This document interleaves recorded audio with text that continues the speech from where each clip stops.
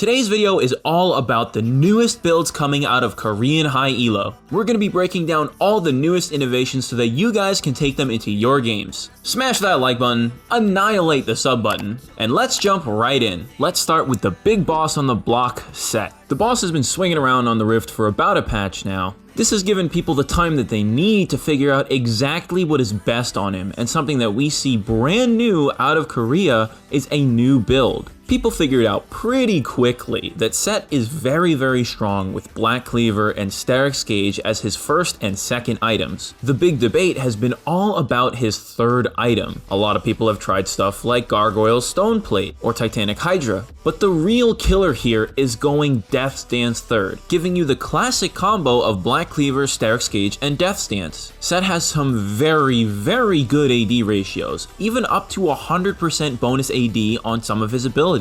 But what Sett also needs is a lot of survivability. He wants to be able to use his Haymaker to get massive shields and do a ton of damage. Combine that with Death's Dance bleed over time to reduce the damage and mitigate it even more with his shield, and it makes for a really powerful 3-core item combo. Let me ask you this, Sett just jumps into your entire team after carrying your tank next to you. He has a 1000 health shield because you tried to burst him and he got the Sterix proc. Then, after that shield goes away, he uses his W and gets another 1000 damage shield. And he's so tanky that he lives long enough that he can do that twice. How exactly are you supposed to kill this man? And let's not forget, we didn't even cover the healing. Death's Dance makes him heal for 15% of the damage he deals, reduced to 5% for AoE effects. But if he's punching people for 1000 true damage, or slamming a tank into the enemy team and doing 60% of the tank's maximum health in the AoE, how are you going to counter that? It's just too much, even with grievous wounds. Outside of those 3 core items, you're probably going to want a pair of Merc Treads. Sett is kind of weak to CC, and the Sterix will help you, but ultimately if there is too much, you're not going to be able to live without some tenacity to start.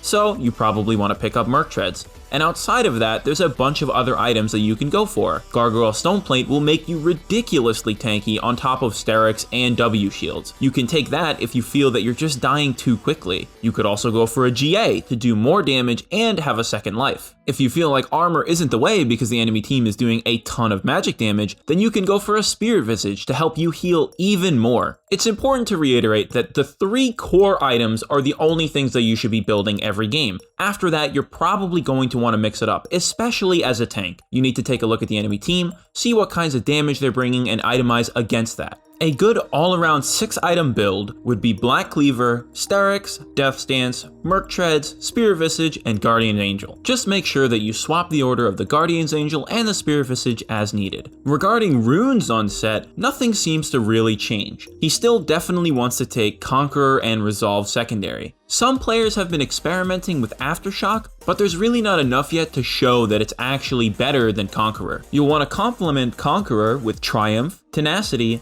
Last Stand, Overgrowth, and Second Wind. Right now, there are a lot of shakeups in item builds and rune builds that are shifting champion strengths all over the place. To make sure that you know exactly how to play as or against these champions that are swinging in and out of power, you should totally go check out our website, GameLeap.com. We have tons of guides there for champions, lanes, or just generic skills. Everything that we have up is made by challenger level players, and we're always working to make more and better content so that you guys can take your play to the next level. If you notice that we've missed something that you think is very important, then make sure to let us know. That way we can get to working on a video for it right away.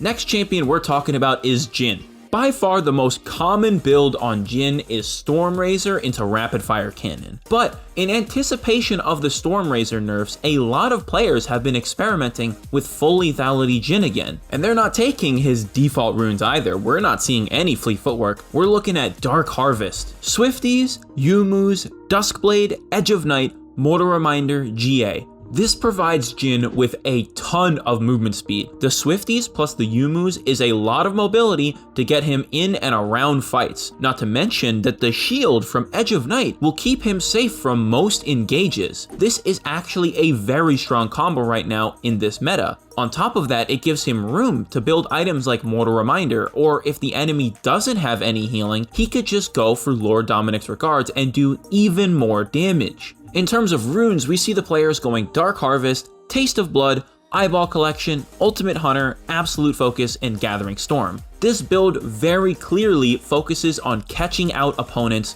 and hunting them down with your long-range ultimate and slows and movement speed. This is effectively a more aggressive version of the Stormrazor build. The Stormrazor Energize proc has that slow, and it kind of functions the same way as the Duskblade proc, and the movement speed from his runes and his items and his crits effectively functions the same way. But if this build is so similar in how it works, then why is it so much more effective? We see most Stormrazor builds getting like 55, maybe 60% overall win rate if the person is an exceptionally good player.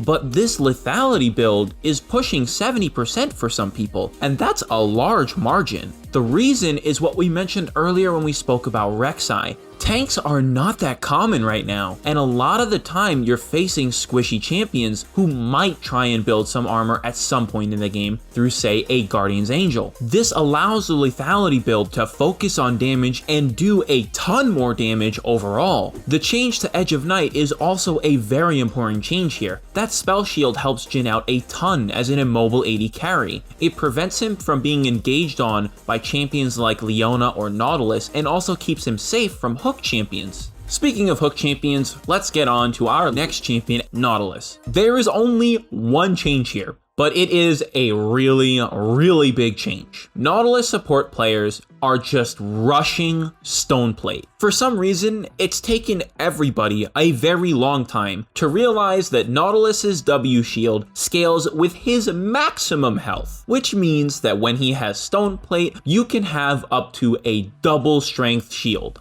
This is dumb. Rushing this item first turns Nautilus from a champion who can get caught out and killed relatively easily because he is a support to somebody who will never ever die again until everybody hits 6 items. With rushing Stoneplate in mind, you're gonna want to go Mobies, Stoneplate, Knight's Vow, Zeke's Convergence, Warmogs, and Locket. Nautilus was already hard to kill. With his shield, his large health bar, Aftershock, and all of his CC, he was already really annoying. But now, he just never dies. There's also some pretty cool tech that you can do with Stoneplate actually. Even if you aren't in danger of taking a ton of damage, you can use the Stoneplate. Then, as it's about to wear off, use your W.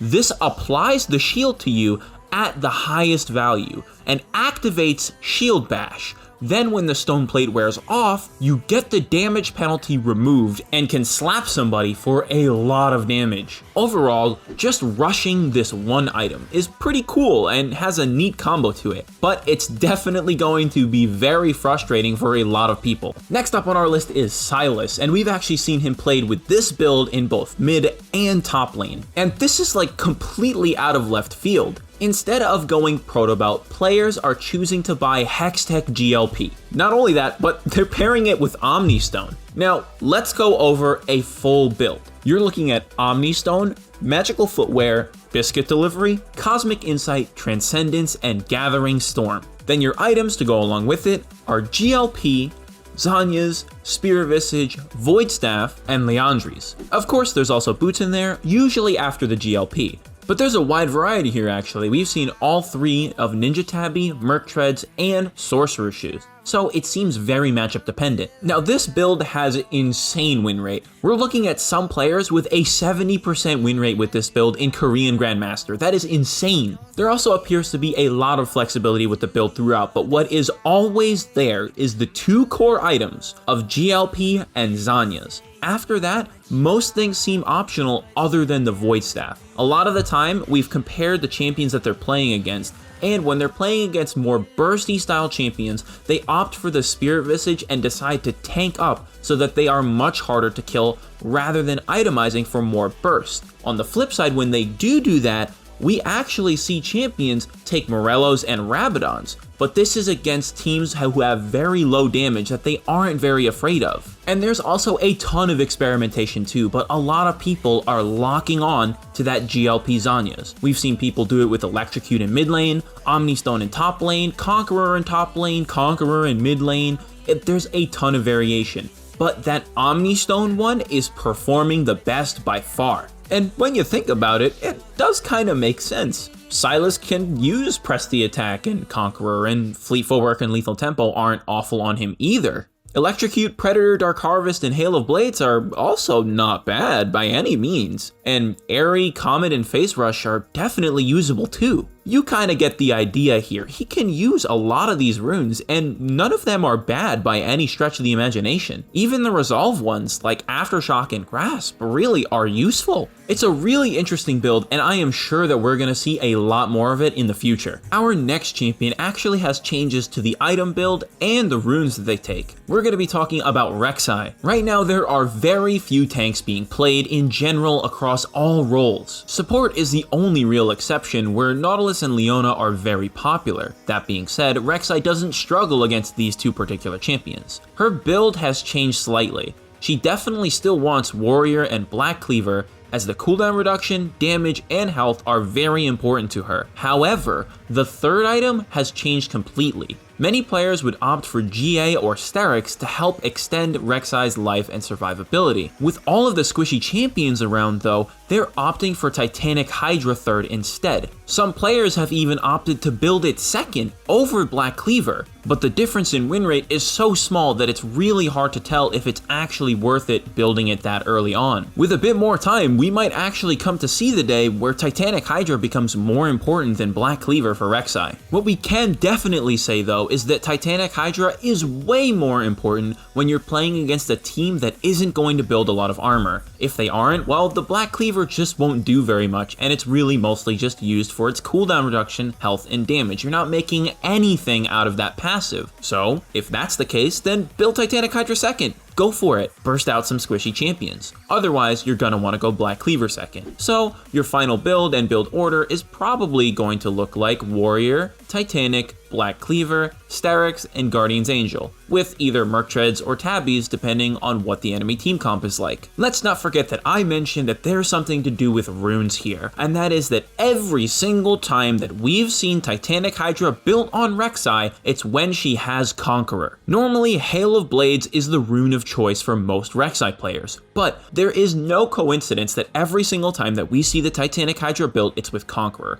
It just makes sense. Titanic Hydra giving you an auto attack reset means that you don't need the Hail of Blades to burst out targets as much. The extra stacking adaptive force and healing will help you survive more and deal more damage to all types of targets. Not to mention that Reksai's E scales really well with damage and does true damage, so you want to take advantage of that. You're going to end up taking Conqueror, Triumph, Tenacity, Coup de Grace, Nimbus Cloak, and Water Walking. This build is undeniably better at fighting squishier champions and is also fine into tanks thanks to the Conqueror healing when combined with Reksai's true damage E. The combination of this item change and rune preference should see Reksai's performance skyrocket. We saw one Korean player who had a win rate of 60% across 55 games with this build. That is an exceptionally good win rate at that high of an elo. To keep ahead of the meta and keep yourself prepared patch to play as best as you possibly can, I highly recommend that you check out our website, GameLeap.com.